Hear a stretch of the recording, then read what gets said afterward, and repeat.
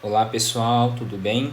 Vamos dar continuidade ao conteúdo que a gente estava trabalhando até o período do início da paralisação, ok? Eu acho válido a gente pelo menos rever algumas sintaxes, conceituação a respeito das estruturas condicionais, que foi o último conteúdo que a gente trabalhou até o momento, né? Se ainda existir, houver dúvida com relação a conteúdos anteriores, sugiro que vocês olhem o material das aulas, né, os slides, tudo que foi passado até o momento para vocês, tá bom? Então vamos lá, vamos dar uma revisada em estruturas condicionais, tudo bem? Estruturas.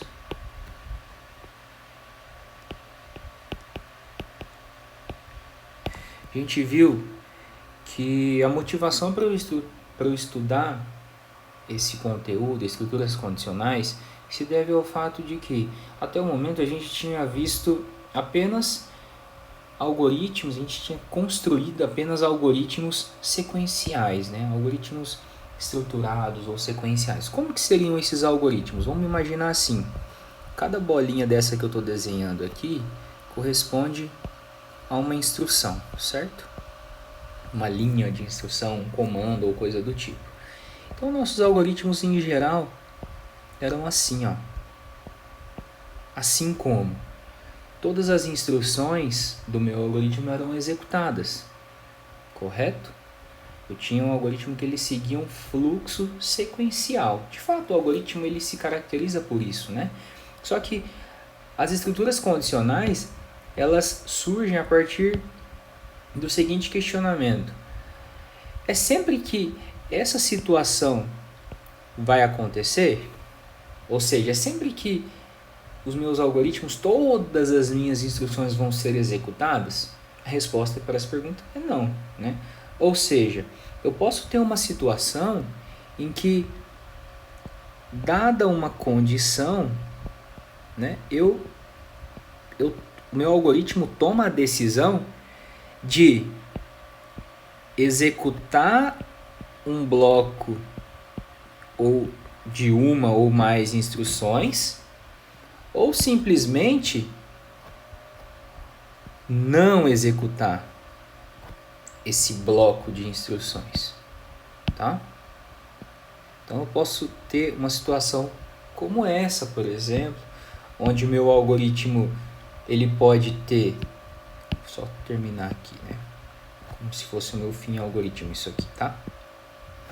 Então, meu algoritmo ele pode ter dois fluxos de execução, né? Dizendo melhor. Posso começar aqui, dado uma condição, se ela for verdadeira, ela executa esse bloco de instruções que está em azul e termina. Ou então, inicio aqui, dado a análise da condição, eu defino que o meu algoritmo não deve executar aquele bloco de instruções ou aquele bloco que contém uma única instrução, meu algoritmo termina, né? Então, a principal motivação de estudarmos estruturas condicionais é fornecer um poder de programação, né, um poder de construção de uma solução de tal forma que não necessariamente o meu algoritmo ele precisa se comportar executando todas as instruções. Eu posso selecionar um bloco de instruções para ser executado ou não, dependendo da situação que eu desejar, tudo bem? Então, a gente viu assim que essas estruturas condicionais elas são divididas em duas, né? Eu tenho a estrutura condicional simples, certo? E a estrutura condicional composta. Não sei se vai caber aqui.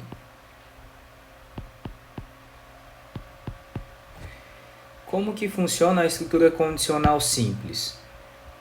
Ela tem mais ou menos essa sintaxe, né? Se, aí eu tenho uma condição aqui, então, vou sublinhar as palavras reservadas, E eu coloco assim, instrução 1, instrução 2, instrução N, né? E fim C. Como que funcionaria? Deixa eu só colocar um pouquinho mais para o lado isso. Como que funcionaria? Como que seria a leitura dessa estrutura condicional que eu acabei de colocar aqui do lado, né? Se a condição que tiver delimitada por esse parênteses for verdadeira, então tudo que tiver delimitado pelo C e o fim C vai ser executado. Ok? Ou seja, se eu tiver uma ou um monte de instruções dentro desse, entre o C e o fim C, então vai ser executado. Que é como se acontecesse essa situação aqui, né? Ou seja, eu tenho algumas linhas de algoritmo antes dessa condição e depois eu tenho um desvio, né? um desvio de fluxo. Ok? Tá, e se o resultado dessa condição for falso, o que vai acontecer? Se for falso, vou colocar aqui em azul, preto. Se for falso, o que vai acontecer? Tudo que tiver delimitado pelo C e o fim C vai ser ignorado. E aí o meu algoritmo ele pula para a próxima instrução depois desse fim C, que é como foi ilustrado aqui em rosa, né? Dada uma condição, se o valor da condição for falso, o que ele fez? Ele ignorou todo o bloco de instruções delimitado pelo C e o fim C e veio para a próxima instrução depois do fim C. Tá? Então é como se eu tivesse um outro caminho. Tudo bem? Como que funcionaria a estrutura condicional composta? Ela tem essa sintaxe, né? C, condição entre parênteses, então, aí eu tenho lá instrução 1, instrução 2, tem instrução N, né? Fim C ou não? Não, né? Se não, mais instruções.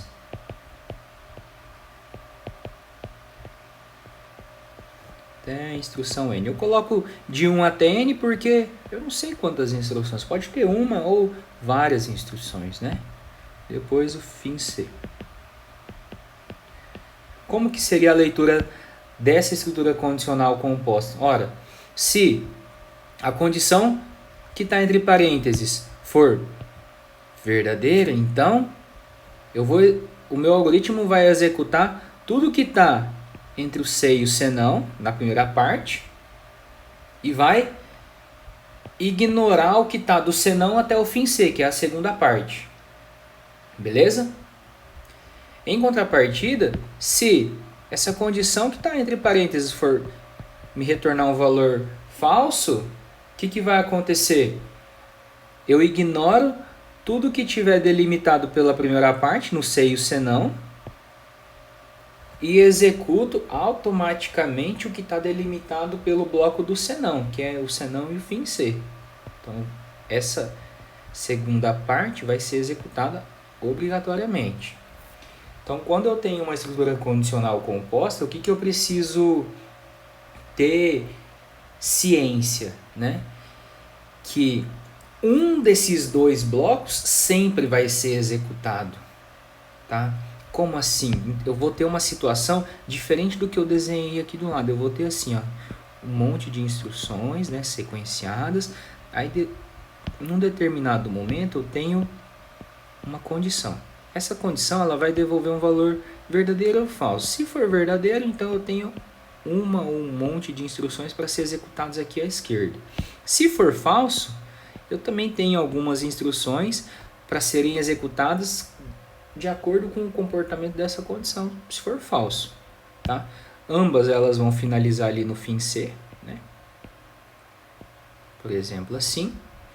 E depois o meu algoritmo segue o fluxo de execução normalmente. Tá? Então, a partir desse desenho, talvez fique melhor para a gente enxergar que ou o meu algoritmo ele vai ter esse comportamento aqui, como está em laranjado, ou ele vai ter esse comportamento aqui, como está em azul. Ele vai ter duas opções de fluxo de execução. Não tem como não executar nenhum dos dois. Tá? É um ou outro. Quando eu tenho um C e o C não, eu assumo essa possibilidade de execução. Tudo bem? Então tá. Aí, o que pode ir dentro desse negócio que a gente chamou de condição? Vou puxar aqui. Ó. O que pode ser uma condição? Uma condição, ela provavelmente ela vai vir do resultado de uma operação relacional. Certo? O que é uma operação relacional? Vou colocar aqui, relacional. O que seria uma operação relacional? Bom, que relacionam duas coisas, né? Então, são operações que vão envolver esses tipos de operadores, né? Maior que, menor que, maior igual, menor igual, igual ou diferente, certo?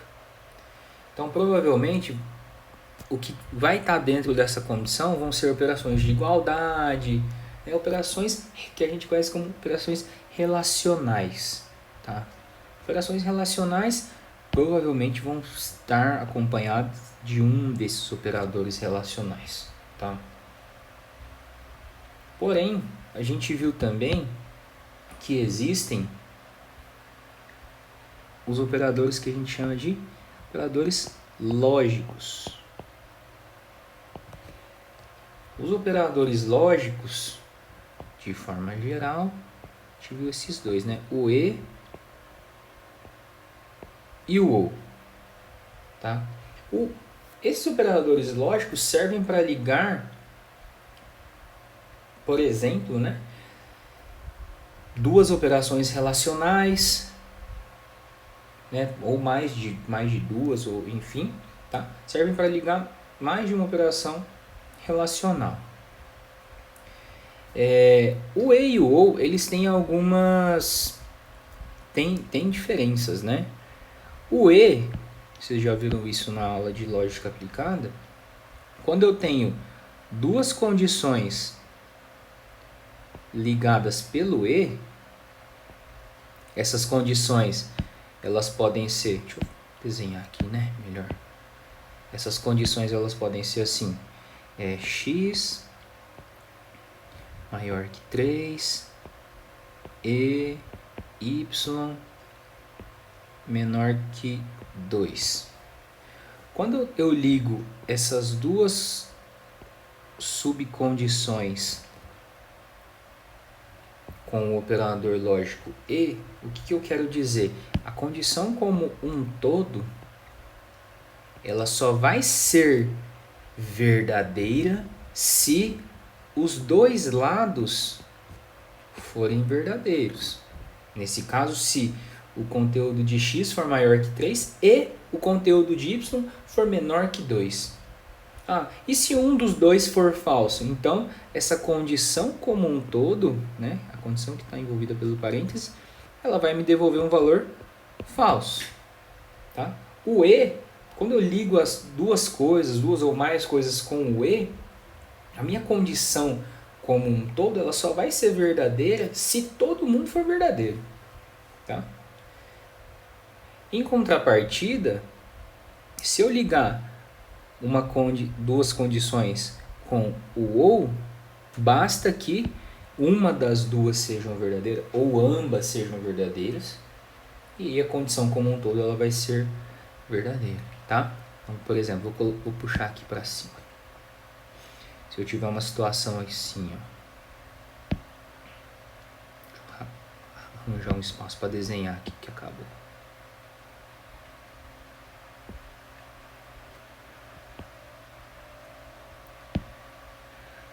Desenhar aqui. Então vai ficar assim. Se eu tiver duas ligadas por U, né? Por exemplo, se fosse assim, x menor que 3 ou y menor que 2. O que vai acontecer? Se uma das duas, um dos lados for verdadeiro, então a condição como um todo vai ser verdadeira, tá? Essa condição como um todo, eu quero dizer assim, ó, tudo que está aqui nesse parênteses, tá? Quando que uma condição é ligada pelo operador lógico ou vai ser falsa? Quando ambos os lados forem falsos, tá? Então, quando eu ligo com o ou, se os dois lados forem falsos, aí, tudo bem, a condição como um todo vai ser falso, ok? Beleza? Então, pessoal, dando continuidade, vamos resolver alguns exercícios só para a gente treinar o que a gente viu, né, nas aulas passadas. Construa um algoritmo que receba da entrada um número inteiro A e mostre se esse número é par ou ímpar. Então, por exemplo, se o usuário entrar com o valor 5, o teu algoritmo tem que informar na saída assim: 5 é ímpar. Se o usuário entrar com o valor 8, o teu algoritmo tem que devolver na saída uma resposta assim: 8 é par. 27 é ímpar. Por aí e assim por diante, tá? Sugiro que vocês pausem esse vídeo nesse momento para tentar de fato fazer esse exercício, tá bom? Daqui 2 segundos eu vou resolver esse exercício, mas tenta pausar o vídeo, resolver com calma e na sequência você continua para ver a resolução, tudo bem? Então, aqui tem uma das possíveis resoluções, tá? Em que o algoritmo lê da entrada um número inteiro e informa na saída se esse número é par ou ímpar, tá? O que aconteceu nessa resolução? Primeiro, o usuário, né, há uma declaração de duas variáveis, aqui vai conter o valor que o usuário vai informar na entrada, e uma outra variável que eu vou guardar o resto da divisão desse número por 2, tá? Mas por que eu vou guardar o resto da divisão desse número por 2? A gente chegou a uma conclusão de que todo número inteiro que eu dividir por 2 e olhar para o resto, ou esse resto vai ser 0 ou esse resto vai ser 1. Se eu dividir esse número por 2 e olhar para o resto, e esse resto for 1, significa que o número que eu dividi por 2 é ímpar. Se eu dividir o número por 2, olhei para o resto e esse resto é 0, significa que o número que eu dividi por 2 é par, tá bom? Talvez o 0 não entre aqui nessa questão de par ou ímpar, né? Porque o 0 é nulo, tá? Mas tudo bem. Então a ideia é assim: lê o número da entrada, divide por 2 e guarda o resto. E aí, o que eu faço com esse resto? Eu verifico se esse resto é 0 ou 1. Se o resto for 0, então eu imprimo na saída o número que você informou é par. Se o resto for igual a 1, então eu imprimo na saída assim, ó, o número que você informou é ímpar, como está sendo escrito aqui, né? Ó, guardei o resto na variável R. Depois o algoritmo pergunta, o conteúdo da variável R é 0, né? Ou seja, o resto da divisão desse número por 2 é igual a 0? Se for, então, escreva na saída, conteúdo da variável A é par. Aqui ele foi construído com uma escritura condicional composta, né? Com o senão acompanhando aqui. Então é assim, conteúdo da variável R é igual a 0? Se for, então, executa o que está aqui entre o se e o senão e ignora essa outra parte. Se não for igual a 0, quais são as possibilidades de valores? Ou é 0 ou é 1. Então, se não for 0, eu tenho certeza de que é 1 o resto. Então, eu caio aqui, ó. Ignoro o que está entre o se e o senão e faço o que está entre o senão e o fim C. Tudo bem? Tem a possibilidade de eu resolver esse algoritmo utilizando apenas uma variável? Sim, eu posso simplesmente substituir o R pelo A porcentagem 2, certo? Ou seja, dentro dessa condição, eu posso simplesmente colocar esse A porcentagem 2 no lugar do R, tá? Como está sendo escrito aqui, ó. Leia A. Se A dividido por 2, olhando para o resto, for igual a 0, então escreva A é par. Se não, escreva A é ímpar. Tudo bem?